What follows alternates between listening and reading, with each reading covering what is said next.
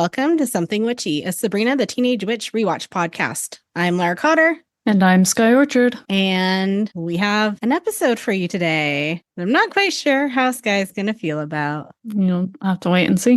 Wait a whole 30 seconds to a minute. I do have some quick updates on things. Number one, we did get refunded our money from the comedy show that we complained about. It did take a little bit more white woman complaining on my end.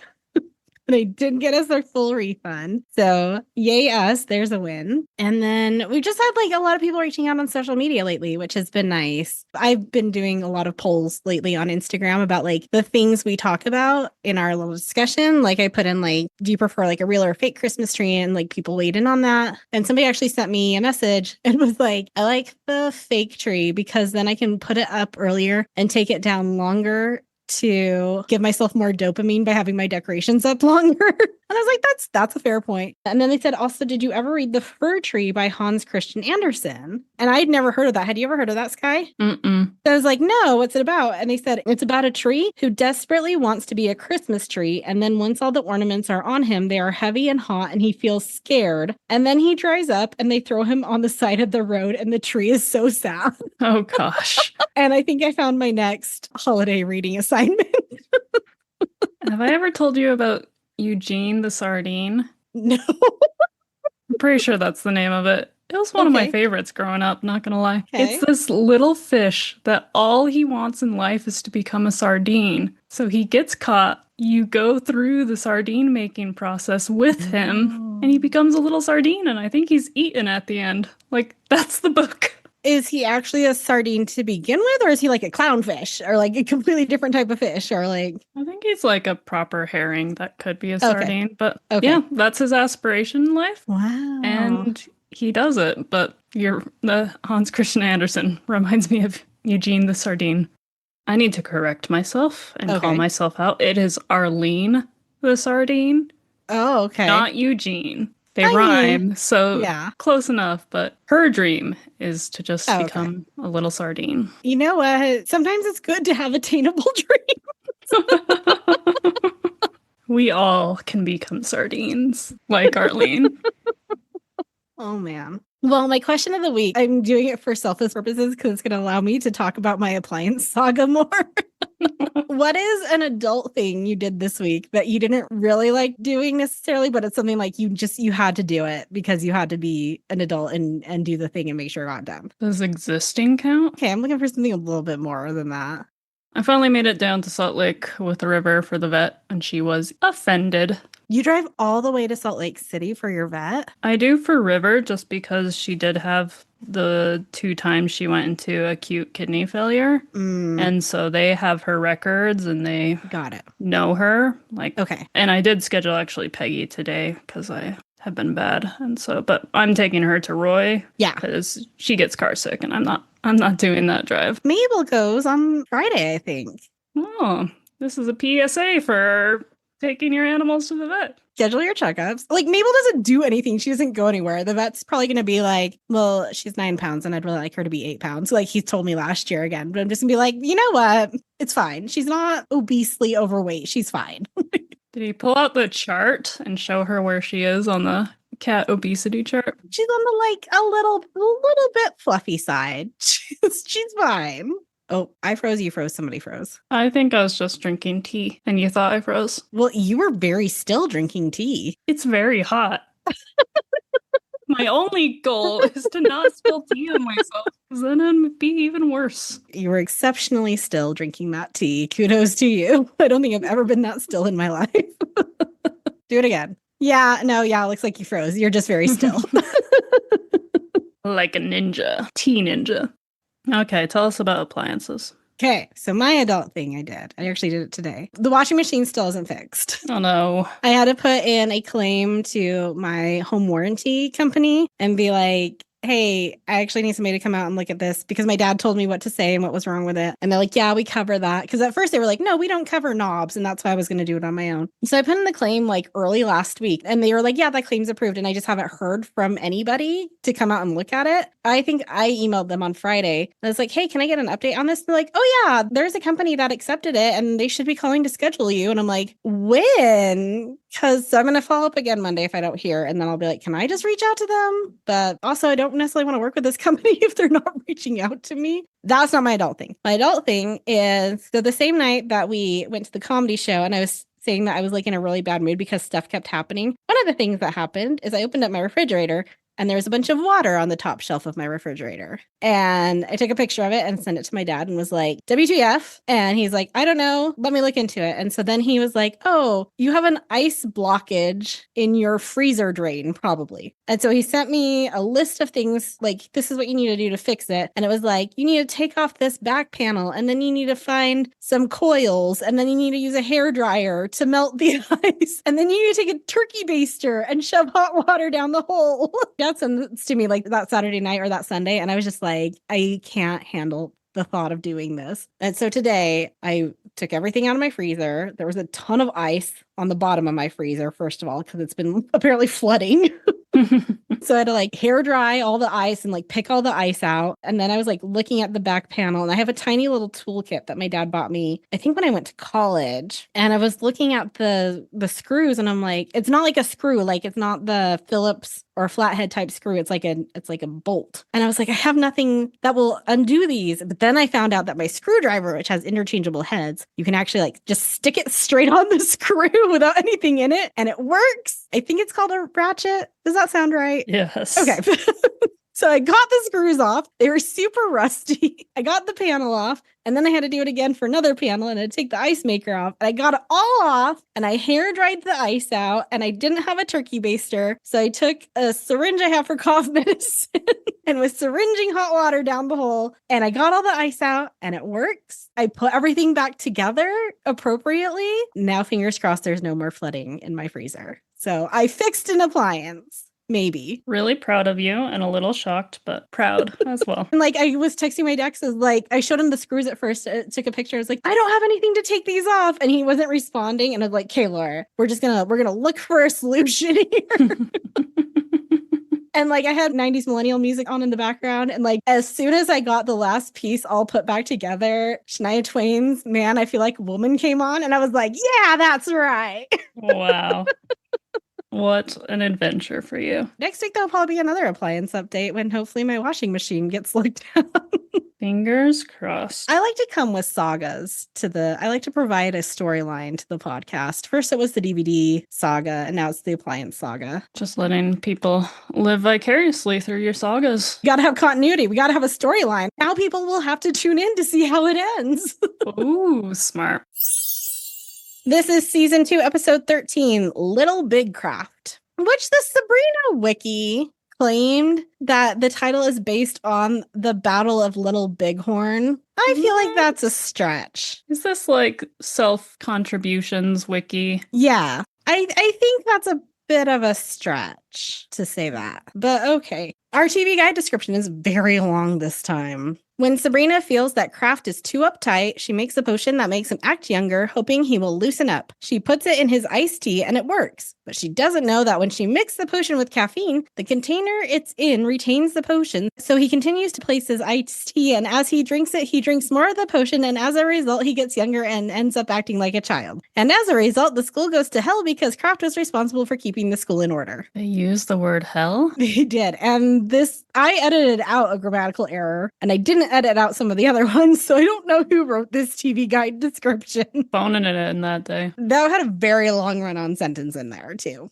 Yes. As a result, okay. Well, I like Paramount Plus a lot better. I mean, because it is 1/5 the length. That description is, tired of Mr. Kraft's harsh rules, Sabrina concocts a potion to make him act like a teenager. And side note, when you originally put this in here, you put make him act like a teacher. And I was like, that doesn't sound right. So into the Pluto description, I was like, no, that's supposed to be teenager. No. So this originally aired January 9th, 1998. It was directed by David Trainer, who is returning. And then writers are Barney Cohen and Catherine Wallach, who were the writers for the Sabrina TV movie that we reviewed a while ago. We only have 2 guest stars this time. It's Sandra Kinder, who is returning as the waitress from the Dummy for Love episode, and Curtis Anderson, who's returning as Gordy. So pretty standard cast, actually, on this one. What were your overall thoughts, Sky, especially compared to the other episode that you were worried it was going to be like? Oh, this was much better compared to that.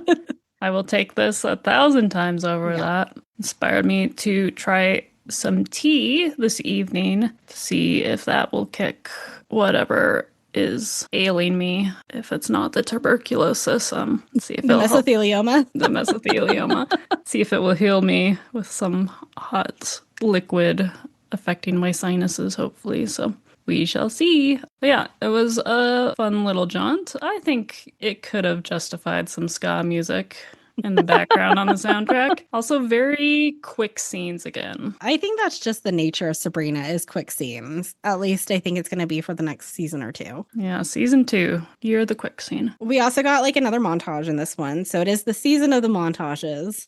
So I was thinking about it because I'm like, this episode does not bother me the same way the Rudy Kazudi one does. I think it's because Martin Mull, no offense to Frank Conniff, I think Martin Mull's just a better actor. And I think Frank would agree with that because it's Martin Mull. And like, it was so much fun to watch Martin Mull play a man turning into a teenager. Like, he just did a good job of portraying it in a way that was fun and not creepy. Yeah. It was more like silly and goofy rather than awkward and disturbing. I did have a single moment of trauma, but we will get to that in a moment. Okay. So we start on our cold open with Sabrina and Salem spying on Hilda and Mr. Kraft returning from their date. Mr. Kraft is talking and Hilda tries to make a quick getaway, and then he starts quoting poetry at her. She again tries to leave and he kisses her, so she zaps his car, causing it to start rolling downhill. She finally makes it inside, where Sabrina and Salem mock her and Mr. Kraft. So did they start like informally dating after Sabrina the teenage boy? Or what's going on here? I can't tell if this is just like a second time they've been out or if they've been out multiple times. Some of the reactions make me think that this is only maybe the second time they've gone out. Some of the other things that happen later, but I don't know. Is Hilda just that desperate to not be alone on a Friday night? That's been happening multiple times. It just seems like in world it's been a couple months since that event, so yeah, definitely. Who knows? They'll never tell us. He is quoting to Hilda Sonnet 25, A Heavy Heart Beloved by Elizabeth Barrett Browning. Browning was a Victorian-era poet. Her works influenced other prominent writers of the day, including Edgar Allan Poe and Emily Dickinson. A ton of her works are studied in English and literature classes. I feel like we did a month of Browning, it felt like, for AP English there. But her most well-known poem is probably Sonnet 43, How Do I Love Thee? I don't think I ever studied her, or at least I don't remember doing so. What are you taking a picture of? I'll have to text it to you. Lizzie's asleep in the cat tree, but it's literally just a little paw over the edge. Like there's no other sign of her besides tiny little paw. Oh, I'm going to put it on the Instagram and be like, we're so boring. Our outfit intro. Serena's in an opera Viking type outfit and she sings a high note, then starts choking. And right after this lovely outfit intro, Paramount Plus decided to put in a commercial. And the commercial starts off just with a room with a crib, and it was not yet clear it was a commercial. There was an intense moment of trauma before it became clear it was a commercial. So what was the commercial for? Diapers or something. I'm sorry you had to go through that. Thank you. I did send you earlier. So one of our followers sent us a picture of her with Frank Conniff, and I sent that to you because she was like, send this to Sky. And she did say that he's actually a very nice man. And she met him at like Dragon Con or something. And I have no doubts he's a lovely man. I just don't care for his acting. Yes. Mr. Kraft took Hilda to a cattle auction because he likes to know the price of the cattle. He's also in a diet, so they didn't get dinner. Hilda complains that he's one of those people who hit middle age and just forgot how to have fun. Zelda comes in yelling for Hilda because she used the laptop again without asking. Hildegard Antoinette Spellman, we find out. Hilda complains that it hasn't been a good night for her. Sabrina comforts her, saying that at least she won't have to go out with Mr. Kraft again. So I think it was like maybe a one-off because she's like, oh, at least you don't have to go out with him again. To everyone's shock, though, she's going out with him again next week. With how long she'll live, she has a lot of Friday nights to fill. And that's when I was like, maybe I should try Hilda's approach to dating. Sabrina tries to get a drink from the water fountain, but it doesn't work. Ms. Quick kicks it, and when Sabrina tries again, it sprays way too far. Harvey comes by and asks Sabrina to sign up for the PTA-sponsored ski trip this weekend. Sabrina is suspicious that the PTA will find a way to ruin it. Right on cue, Libby walks by, telling Mr. Kraft she's so happy that he's chaperoning the ski trip. His motto is, fun with discipline, and I'm going to embroider that on a pillow. Do you know how to embroider? I know how to cross-stitch. Okay. Mr. Kraft is holding a meeting in the cafeteria with Libby at his side, and I couldn't figure out what this meeting was. I thought it was like a PTA meeting at first, but then there's students, and then they're like, it's a student government meeting, but there's a lot of kids there for student government, because usually student government's like 5 kids on student council, so I don't know what this meeting is. They're banning all nut products from future bake sales due to the janitor's allergic reaction. And Mr. Kraft strikes me as one of those people who thinks that food allergies don't exist. So I was very taken aback that he would go to the lengths of banning all nuts from future bake sales for one person. I feel like there was a line, though, of him, like, the janitor finally being off his oxygen machine. Yeah, I still think Mr. Kraft would be like, oh man, he's such a drama queen. He's such, like, he overreacts so much. He's, like, finally off his oxygen machine or something like that. But in order to not get sued, let's just ban the nut products. When he turned aside to Libby, I thought he was going to say something like, I don't even like nuts. Like, I'm really doing it because I don't like nuts or something like that. I was waiting for him to, like, turn it into something else. The next item is how to spend the money that last year's seniors left. There's another loser moment. Levy proposes to use it to sponsor the cheerleaders to go to a workshop in France. Mr. Kraft loves that idea. So the brightest and best of today's youth taking their American values over to the godless countries of Europe. Mr. Kraft kind of reminds me of like a teacher version of Ron Swanson. With that line, kind of reminded me of that. Do not insult Ron Swanson. That's a line that Ron Swanson would say about Europe. Yes, a single line does not make Mr. Kraft Ron, though.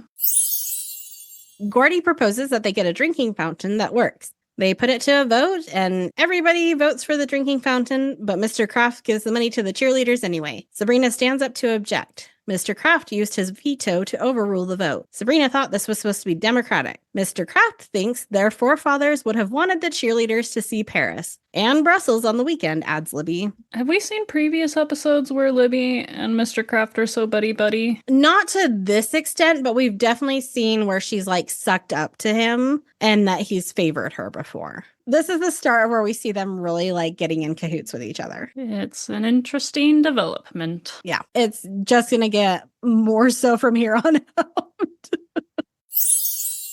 Zelda asks Sabrina if she's been using the laptop without permission. Sabrina reluctantly admits she has, and Zelda reveals a beaker that is stuck to her hand from Sabrina's attempt to make hair mousse. Zelda makes a new rule. No one plays with the laptop, no matter what. And I was distracted wondering if Zelda's hair had a bump it in it. Because it had a little like, boop. I show that Bumpets came out in 2008, but that sounds way too late. I think it's the name brand Bump It. Like, I think people had been bumpeting their hair before then, but they just didn't use like a Bump It. I think they used like other things to bump it up. The hairspray and not an actual plastic. Wasn't the trademark Bump It.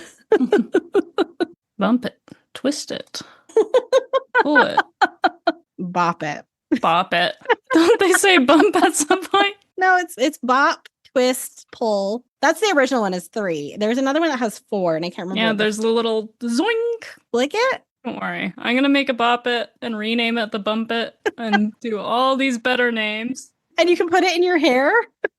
Sure. 2 for 1. It'll be like the thing they sell at Five Below because it's the off-brand Bop It. It's the Bump It. Mr. Kraft is handing out rule sheets for the ski trip, including no snacking between meals, lights out at 8 o'clock, and no laughing. Everyone will also have to pitch in with chores because they're staying at his ex-father-in-law's condo, which that must be a big condo for the number of kids that have signed up for this ski trip, but okay. In exchange, they'll get up to 45 minutes a day of ski time. Everyone groans. Mr. Kraft leaves and Sabrina and Harvey complain about him. Mr. Kraft has completely forgotten what it's like to be young. Suddenly, Sabrina gets an idea and runs out. And Harvey's hair is much shorter this episode. Or at least style different. I think he got a haircut over the winter break. Next, we see Sabrina at the laptop with Salem. Sabrina justifies it by saying she's not playing with it, and she's solving a world problem by helping Mr. Kraft better understand teenagers. Sabrina finishes brewing the potion and gets a tube of candy, and the tiny Salem safety goggles are back. Back at school, Sabrina is plotting how to slip a few of the candies into Mr. Kraft's iced tea, and the locker graffiti is visible again. I sent a picture of it to Sky. We think it says JDF is tardy. I went through the Sabrina IMDb page and could not find one person with the initials JDF or even just JF. So I don't know who JDF is, but apparently they were late enough times that they felt like marking it in Sabrina's locker for all eternity. I will share the picture on socials so you all can see it and weigh in. We then get the montage with, in the background, the Pink Panther song playing. Sabrina is sneaking behind Mr. Kraft in the hallway as he reads something on his clipboard. And there's a new poster that says there is no I in team and features a rowing team. Mr. Kraft then stops some boys from climbing up the ceiling, while Sabrina tries to sneak behind him. She tries to sneak around a doorway while he hangs something on a bulletin board. She hides in a trash can as he stops two kids from canoodling, and they're not even kissing. Like, they're even like a foot away from each other, just like kind of holding on to each other. And he's like, not here. She's like, okay. Not in my halls. Okay. She almost gets caught when someone tapes a kick me sign on his back, and she gets blamed for that sign. And in the background, there's a no smoking poster that is just giant letters NO with a cigarette coming out of the O. And that poster pops up at least 2 more times and is very prominently placed. Poster watch 2025. Oh, I have more posters. Don't worry. There's more coming.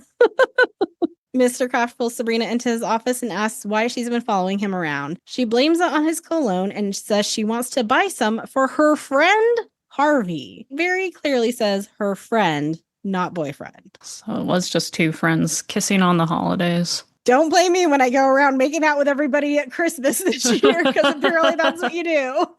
Kudos to Mr. Kraft for Old Spice. Good taste. I feel like he probably went for that because it's cheap. Don't insult Old Spice like that. Probably like deodorant. It's probably not even actually cologne. It's probably like Old Spice deodorant, to be honest. Probably. He assigns her detention for smelling the vice principal and turns around to grab the pitcher of iced tea. Sabrina zaps the pile of detention, slips away. He leaves her alone in his office while he gets some more, and Sabrina finally has the chance to slip the candies into his tea. She comes back as she is swirling it around, and she covers by pouring him a glass, to which he says, kissing up is a way of life, not just something you do when it suits you. He takes a drink, and immediately the effects kick in. He starts by turning on the radio and tears at the detention slip while loosening his tie. Harvey is complaining about his ski trip chore, painting the living room, when Mr. Kraft comes into the cafeteria and joins him and Sabrina at their lunch table, adding a loser to another teacher. Gordy trips, spilling his tray, and Mr. Kraft claps along with everyone else. He then starts telling them about the water balloons he's bringing to the ski trip. Who throws water balloons in snowy mountains in January? That's a good way to get hypothermia. Or he's letting them freeze into ice balls. I mean, that's worse. He and Hilda could actually be a good pair. That's a good way to give somebody a concussion. Harvey asks if they still have to clean, and Mr. Kraft tells him to just fake it. He then starts to tell a story about an infected toe, which I was like, is that a young person thing? So I feel like that's a very old person thing. I don't know. The story ended with his toenails floating around in his sock. Yeah, it was something weird. I'm like, maybe that's a gross teenage boy story, but I also feel like that's an old man story. Yeah. Libby interrupts to try to get her form for the Paris trip signed, and Mr. Kraft is very annoyed. She keeps interrupting, and Mr. Kraft grabs the form and signs it, then plays keep away with it with Harvey. It finally lands in something wet. I think it's applesauce, some sort of cafeteria food, and Libby is very upset. Mr. Kraft mocks her by pretending to play a small violin. Harvey remarks that he seems different, and Sabrina gladly agrees. Sabrina is telling Salem all about the spell, including that Mr. Kraft played Smells Like Teen Spirit with his nose. The spell is working great. Salem wonders how it's affecting his date with Hilda. Sabrina suddenly gets worried. But Hilda and Mr. Kraft arrive back home with Hilda holding a giant stuffed bear and saying how much fun she had. Hilda leans in for a kiss, but Mr. Kraft seems hesitant before Hilda just grabs his face and kisses him. When Hilda goes inside, Sabrina asks how the date went, and Hilda gushes about how amazing it was. She's crazy about Willard Kraft. They threw softballs at clowns, and I would not put it past Hilda if it were real clowns they were throwing softballs at. Also, she becomes infatuated very quickly, which could explain some of her past choices. Oh, absolutely. Yeah. Sabrina rationalizes that Hilda may be in love with someone under a spell, but at least she's not in trouble. Everyone is outside the school waiting for the ski bus. Mr. Kraft finally arrives and admits he forgot to hire the bus. Sabrina asks if they can fix it, and Mr. Kraft offers to race them to the arcade. Ms. Quick says they need to stay with the kids to make sure they get home, but he runs off anyway. Sabrina tries to assure everyone that he's off to get help, and Harvey adds that maybe he'll do that after he's done mooning them. Have you ever been mooned or mooned somebody's sky? I have not. I think people talked about mooning more than it actually happened. I think it's like a quicksand thing. It was more talked about in childhood than actually happened. That's not something I feel compelled to do. Not yet. True. Might drink some potion. Sabrina and Harvey walk through filthy halls, and she's in a very short skirt for winter again. Mr. Kraft forgot to pay the janitors, so they're on strike, and Harvey warns Sabrina to avoid the bathrooms. Then the lights go out. Harvey notes that Mr. Kraft has been acting strange lately. Just then, the man in question comes riding through the halls on a bike. Harvey and Sabrina watch as he crashes. Sabrina takes off to call home. And we see Salem answering the phone this time, so that's been established. Somehow Salem can answer phones and make phone calls, but how he can't do some other things that would require the same amount of dexterity remains a mystery. Sabrina calls Salem and tells him that she needs to reverse the spell. Mr. Kraft keeps getting younger. He comes by just then using finger guns and telling Sabrina to freeze, pretending to be a cop. No one is eating in the cafeteria because Mr. Kraft forgot to sign a food order. They're starting to realize that Mr. Kraft is in charge of a lot more than just detention. Livy complains that she's hungry, and she's not nice when she's hungry. Sabrina has a great line of, "So it's a nutrition problem." Mr. Kraft finally arrives, and Miss Quick confronts him. He shrugs his shoulders and tells her to go fix lunch, then mocks her. He pulls a bunch of stuff out of his pockets and offers the kids a couple Rolos, a Jawbreaker, and some ABC gum. Ms. Quick tries to tell him that ordering food is his responsibility, but he just mocks her some more and she walks off. Ms. Quick is trying to teach the class quadratic equations to get ready for the state exams when Mr. Kraft comes over the intercom burping loudly, to which Ms. Quick says, "He makes 3 times as much as me." He announces that he's letting everyone go home for 3 weeks. Ms. Quick panics. They'll never be ready for the exams and they'll lose their accreditation. When Sabrina exits the classroom, Gordy stops her by the payphones because her uncle is calling for her. Sabrina takes the phone and talks to Salem. He asks if she mixed the potion with hemlock, but of course she didn't. He tells her that's the only way she could have messed up unless she mixed it with caffeine. Sabrina realizes she did mix it with caffeine in the iced tea. Salem tells her everyone knows you don't mix an aging potion with caffeine. It causes the container to absorb the potion, and now every time he uses that container, he'll get more of the potion. Sabrina needs to get the carafe. Salem tells her to be careful, 99, but Sabrina doesn't get it. 99 referencing the 1960s Mel Brooks TV show Get Smart, which came about because of the popularity of James Bond. The TV series was a parody of the secret agent genre. It starred Don Adams as Agent Maxwell Smart and Barbara Feldon as his partner, Agent 99. Agent 99's name is never revealed on the show. She is just Agent 99. It also got rebooted into a movie starring Steve Carell and Anne Hathaway. That it did. And I own that DVD. I think I watched it once. I don't know why I own that DVD, but I do. And you're really proud about it. I'm so proud of it. Sabrina goes into Mr. Kraft's empty office and grabs the pitcher, which they keep calling it a carafe, and that's not what a carafe looks like. A carafe is like, goes up and then it goes in and then it goes out like that. What they have has a handle on the side. It's a pitcher. The definition of carafe is vague enough, though, that one could make an argument. I'm not saying I'm pro calling it a carafe. I'm just saying. All right, this is going to be the new Instagram poll. Is it a pitcher or is it a carafe? And y'all better choose pitcher. Maybe it's an East Coast thing. Maybe it's an educated high society thing. And I am neither one of those. I am educated. Not about crafts or pitchers. All right, so she grabs the pitcher / Kraft, but suddenly Mr. Kraft appears out of his fort. He tries to play tag with her, but then she tries to leave, so he gives her an arm burn, and then she smacks him with a cushion before leaving and leaves behind the pitcher. She arrives back home having failed to get the pitcher. She tries to look through the magic book for a solution, but Salem has already torn through it. Literally. Sabrina admits she's going to have to ask an aunt, and Salem suggests Aunt B. Do you know who Aunt B is? Aunt Barbara? The Andy Griffith Show. She lived with Andy and Opie and Mayberry. Well. I do think that when I was younger and heard this line, I thought Aunt B meant like the B option, like Hilda. And Zelda would be the A option, but it's Aunt B, as in Aunt B from the Andy Griffith Show. The more you know. Sabrina approaches Zelda while she's working on her laptop. She poses her problem as a hypothetical situation, but Zelda sees right through her. Zelda tells Sabrina to just tell her what's going on. Sabrina instead asks where Hilda is, but she's on a date with Mr. Kraft. Mr. Kraft is on the ground under the table at the restaurant, and Hilda is trying to get him up. Hilda tries to talk about what a great time she had the other night, but Mr. Kraft pours salt into his water, drinks it, spits it out, then uses Hilda's napkin she offers him to blow his nose. He wiggles around in his chair when the waitress arrives with Hilda's steak and what she calls Mr. Kraft's sundae, but is very clearly a milkshake. He asks for more cherries as he eats the whipped cream with his face. He then tries to grab Hilda's food, and when she gives him a bite, he spits it out. He starts asking to go home and slides under the table again. Hilda is frustrated, but suddenly realizes Sabrina. Hilda arrives back home with food on her shirt and angrily approaches Sabrina. Salem with the great line of, you know, these days a lot of restaurants will put leftovers in a bag for you. She tells Sabrina that Mr. Kraft is asleep in the car because the ride really tuckered him out. Sabrina tries to leave, claiming she's tired too, but Hilda grabs her and asks what spell she put on Mr. Kraft. Salem tries to defend himself by claiming Sabrina put him up to it, and then says something about eating the mashed potatoes on her shirt.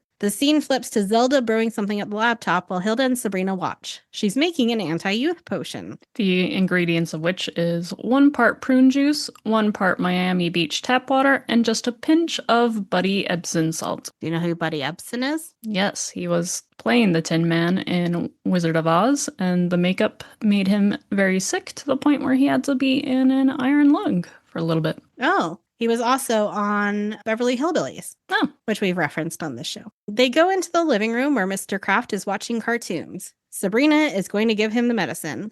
Zelda warns her again not to change people's personalities, and especially not to mix it with caffeine. Sabrina attempts to feed Mr. Kraft a spoonful by pretending to be a train. He takes a sip and immediately reverts to his old self. He asks how he got there, and Hilda covers by saying he got sick and passed out at dinner. He insists on buying her another dinner, so Hilda reluctantly agrees. He then talks to Sabrina off to the side and says he feels like something odd is going on and Sabrina is responsible. She tries to blame it on a concussion. Mr. Kraft leaves, telling Hilda he'll see her Tuesday for Black Angus night at the stockyards. Hilda threatens Sabrina that if she comes home with a steer, it's sleeping in her bedroom. Mr. Kraft and Miss Quick are talking, with Mr. Kraft blaming what happened on too much iced tea. Okay, posters in the background. The drugs poster is back. The AIDS poster has been replaced by the No I in Team one from earlier. The potato has been replaced by, it's just penguins. It looks like there's something in yellow written above the penguins, but I can't tell if it is, or if there's anything, or if it's just color. And then there's one on the side, I think says, hitch your wagon to a star. It definitely says hitch your wagon to a STA, and I couldn't see the rest of it. So I'm hoping that one comes back in the future so we can see what that poster says. Hitch a wagon to a star and you will go far into the sky. Mr. Kraft hands both Harvey and Sabrina detentions, which will now be awarded solely on personal resentments. An angry Libby walks by and Mr. Kraft asks her what's wrong. I thought you believed in the work of cheerleaders, but it turns out you are no more than an educator. Rough insult. Very. She's still upset over the Paris trip for cheerleaders, but he hands her the tickets, then makes a joke about the drinking fountain still being broken. Harvey and Sabrina try to find the bright side to the old Mr. Kraft being back, but Sabrina still zaps the drinking fountain, so it drenches Mr. Kraft. Now she's grateful. Our end tag. Sabrina is grounded, and she has to make something for Zelda at the laptop. Salem says it's Zelda's way of teaching them to respect the laptop. Sabrina still doesn't understand why she has to make Limburger frappe. She complains about how bad it smells, and Salem takes a sniff, then passes out. Sabrina runs off to get the ants to help, but Salem immediately gets back up and starts eating it. next. Limburger is a type of cheese originating from the historical Duchy of Limburg. It's not actually Limburg unless it comes from the Limburg region of, it's actually French-speaking Belgium. Otherwise, it's just sparkling cheese. Yep. Otherwise, it's just a stinky cheese. The cheese is especially known for being one of the most pungent cheeses in existence. The smell is caused by the bacterium Brevibacterium linens. The bacterium is also used in the fermentation of other cheeses, including Munster, and is used in the making of blue cheese. It can also exist, / it does exist, on human skin and is oftentimes the cause of foot odor. Ew. Cheese feet. FYI, I looked it up. Hitch a wagon to a star is a phrase coined by Ralph Waldo Emerson, and it means to set high aspirational goals and commit to them. So you will go far into the sky. Though a more cynical modern interpretation refers to using successful people to achieve one's own ambitions. You know, don't knock it till you try it. So that is our episode. I enjoyed it. It's always nice to see a range from an actor like Martin Mull. Felt very reminiscent of like some of the crazy spells we've seen Harvey be put under. It's always a fun time to see like the really good actors get a chance to run with some of the fun, silly things we make them do. Our next episode is season 2, episode 14, 5 Easy Pieces of Libby. Do you have a guess for this one, Sky? Easy peasy lemon squeezy. Okay, I've got it. It's going to be great. Okay. Libby is turned into a mannequin. Okay. She is broken apart. Okay. Arms, legs, torso. There are 5 mannequin pieces. Where's the head? It can be on the torso. Okay. The mannequin pieces are spread about, and there's a timeline of it has to be put back together again before Libby dies. Hilda's involved somehow, too. Definitely gonna happen. I actually really want you to remember that that was your guess, okay? If you can. Like, maybe, like, write yourself a note somewhere. Write it on my arm. I'll create the new notes document, and you can write it at the top of the new notes document. So, okay. Until next time, when we find out if Sky is right or not, or if I'm just saying this so I can make fun of Sky. I'm always right.